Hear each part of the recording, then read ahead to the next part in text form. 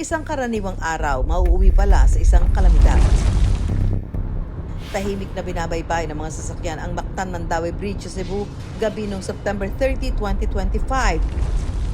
Nang biglang ang tulay nagmistulang duyan.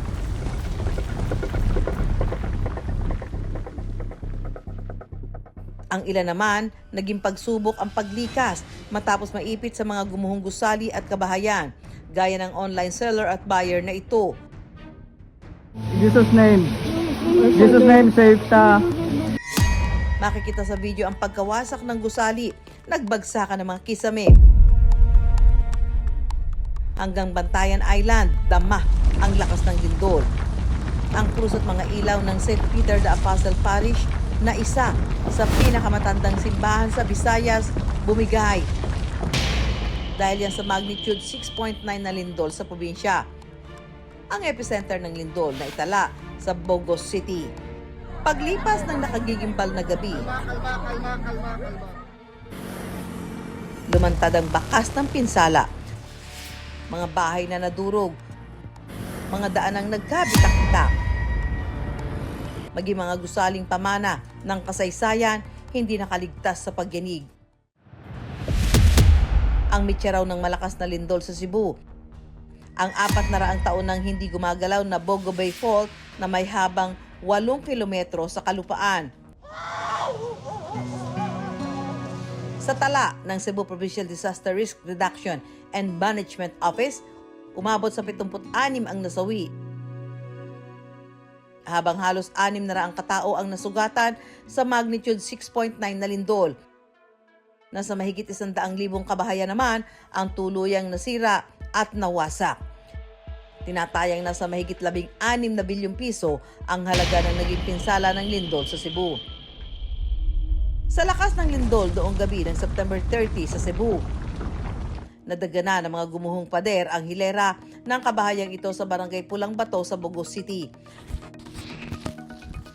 Kabilang sa mga nawasak ang bahay ni Marie Collado. Ganito na ang itsura ng kanilang bahay ngayon. Kuya Juan Jun Bisiroy. Nakaan man siya sin, huslo naman. Los Indanas man eh.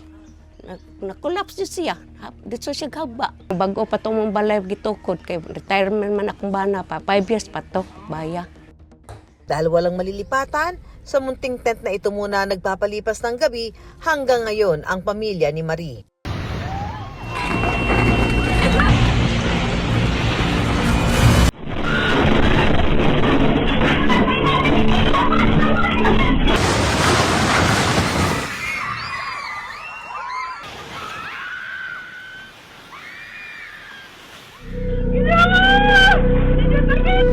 Dahil sa sunod-sunod at malalakas na pagyanig sa Visayas at Mindanao nitong mga nagdaang taon,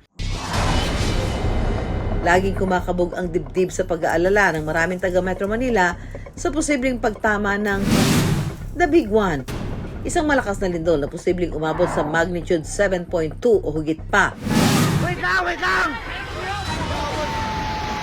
Bagamat mas malakas pa ang lindol na yumanig sa katimugang Mindanao noong Lunes na nasa 7.8 magnitude. Pinangangambahang ang The Big One ay maaaring magdulot ng mas malaking pinsala sa Kamaynilaan. Ang pinangangambahang The Big One, magiging bunga raw sakaling gumalaw ang isa sa mga aktibong fault line sa Pilipinas, ang West Valley Fault.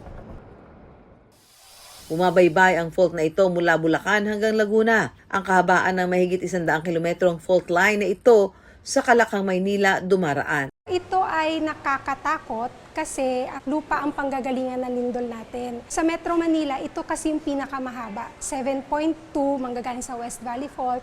Ang inaasahan natin na gagalaw ng isang galawan, kung sakasakali, nasa 100 kilometers. Ang bahay ng 69 anyos na si Adelia nakatayo mismo sa West Valley Fault sa bahagi ng Barangay Libis, Quezon City. Okay mga ka-Wonder, nakikita nyo naman po map ng hazard hunter ng PBOX dito mismo dumaan ang West Valley Fault dito sa bahay mismo ni Aling Adelia. Tao po! Nanay Adelia, tara po. Ano po yung pakiramdam ninyo nung nabalitaan niyo pong dito po mismo yung pinaka-fault, dito mismo yung pinakapalatandaan na dadaan? Pinag-isipan niyo po bang lumikas o ano? Natakot ako, bakit na hindi? Pinuntahan ako ng mga anak ko. Opo. Sinasabihan ako na, Mama, nandyan ng full time. Opo, Kung anong opo. mangyari. Kung sa'yo ay nakakala mo, takbo ko na lang sa atin. Mga ka-wonder, ito po mismo yung sa labas ng bahay po ni Nanay Adelia, ang pinakapalatandaan ng West Valley Fault. Susundan na nga po natin yung pinakalinya niya ng West Valley Fault. Ito po siya. Ito nga at babaybayin natin from doon sa loob ng bahay ni Nanay Adelia. Ito na siya, tumagos dito. Sa Makatwid, dumaan sa loob ng bahay ni Nanay Adelia. Aminado naman si Lola Adelia. Kahit payapa sa kanilang lugar, hindi pa rin daw nawawala ang kanyang pangamba. Huwag naman sana mangyari, Lord. Kasi marami kami. Lalo na yung may mga maliliit. Dami dyan, bagong silang pa. I wonder, gaano nga kaya kalakas ang The Big One? Nandito po tayo ngayon sa Earthquake Simulator dito sa P-Box, na kung saan ay napag-alamam na aabot daw po na 7.2 magnitude kapag ka natuloy ang The Big One.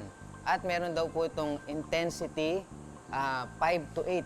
Huwag naman sana matuloy. Susubukan ngayon natin ang intensity 5. Wow! Ito nga yun, no?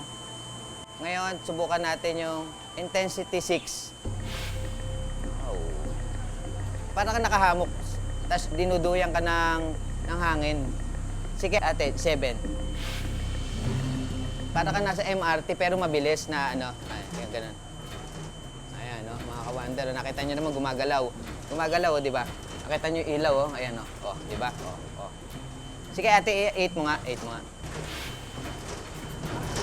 Yun ang sinasabi ko, te. Wait lang. Te, okay na. Yung 8, parang talagang hinihila ka na, kaya medyo mabuwal-buwal ka na talaga. Mga ka-wonder, ako, ilang segundo lang yung kaninang request ko na nag-stay ako dun sa etong simulator na to. Hindi ko kinaya kasi nga, before kasi meron ko na akong vertigo, kaya pina-stop ko agad kay ate. Eh, paano pa kaya kung, di ba? Estima po ay sa mga mamamatay, 31 to 33,000 na mga, that was 2004-2014. Amount natin noong 2014 nasa around 2.3 million pesos. But that was 2014 again.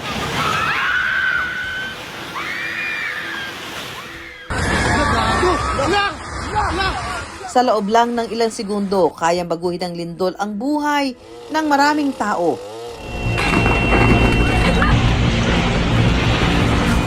Pero higit sa lakas ng pagyanig, ang kakayahan nating muling bumangon at magsimula.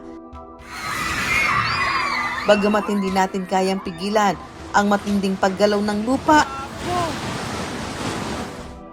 kaya natin itong paghandaan.